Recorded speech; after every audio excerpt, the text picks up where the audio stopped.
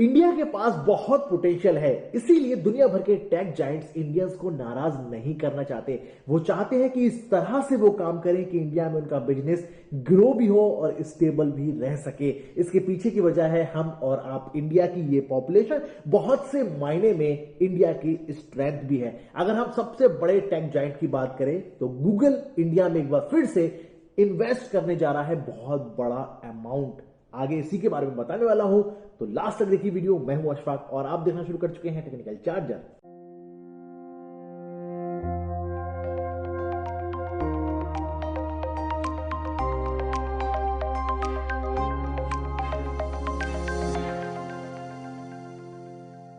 Google एक बार फिर से इंडिया में बड़ा इन्वेस्ट करने जा रहा है और इस बार उसने चुना है इंडिया की दूसरी leading telecom company Bharti Airtel को। वैसे टेलीकॉम कंपनीज में ये गूगल का पहला इन्वेस्ट तो है नहीं, 1.5 साल पहले जियो में भी वो इन्वेस्ट कर चुका है और जियो के साथ मिलकर वो स्मार्ट डिवाइसेस पर भी काम कर रहा है।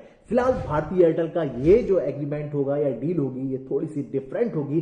कंपनीज यानी कि दोनों कंपनियों ने एक साझा स्टेटमेंट में इसके बारे में जानकारी दी है कि $1 बिलियन का ये इन्वेस्टमेंट 2 फेसेस में होगा। पहला फेस होगा $700 मिलियन का, जो कि गूगल एयरटेल में इन्वेस्ट करेगा और गूगल को एयरटेल इसके बदले में 1.28% का स्टैक अपनी कंपनी में प्रोवाइड कराएगा, यानी कि भारतीय एयरटेल में गूगल की हिस्सेदारी भी हो जाएगी।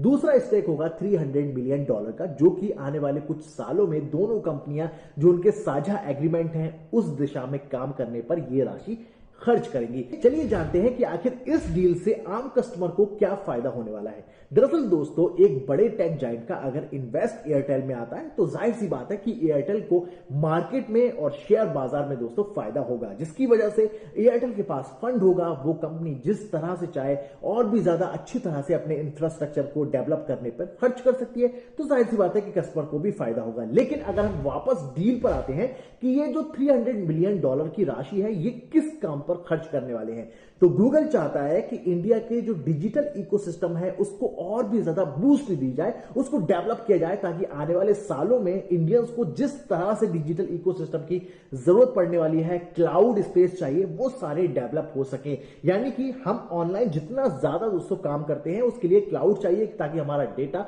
सेव रह सके, और अपने कंट्री का डेटा अगर अपने ही कंट्री में रहता है तो ज्यादा अच्छा माना जाएगा। इसीलिए एयरटेल और गूगल मिलकर इस पे काम करेंगे। साथ ही दोनों कंपनियां इस चीज पर भी काम करेंगी कि आने वाले सालों में कस्टमर्स को अफोर्डेबल प्राइसेस में या अफोर्डेबल स्कीम्स के साथ में स्मार्ट डिवाइसेस प्रोवाइड कराई जा सके।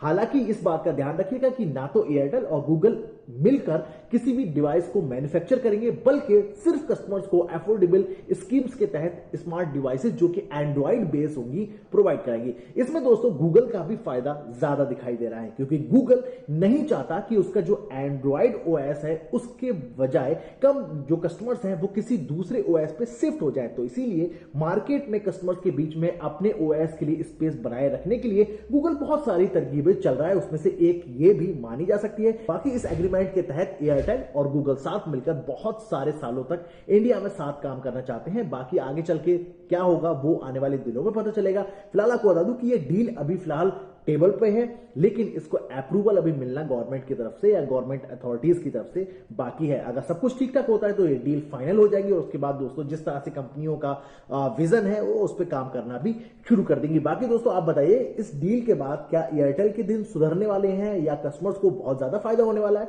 आपकी क्या राय है जो भी है नीचे बता दीजिए। बाकी वीडियो को लाइक कीजिए, शेयर कीजिए, चैनल सब्सक्राइब करना मत भूलिएगा। मिलेंगे और वीडियो के साथ, तब तक रखिए अपना ख्याल। जुड़े रहिए के साथ। हिंदुस्तान जिंदाबाद।